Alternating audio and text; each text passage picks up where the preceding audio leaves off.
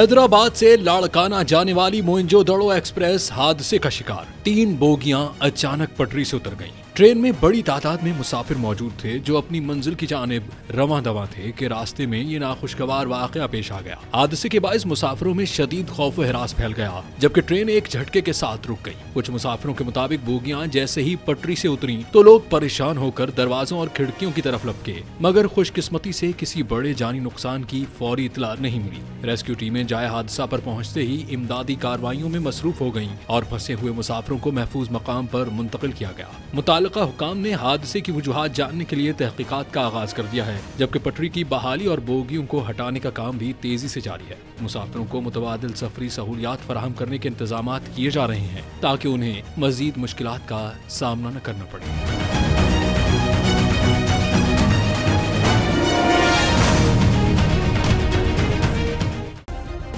Subscribe करें और bell दबाएं ताकि कोई खबर रह न जाए।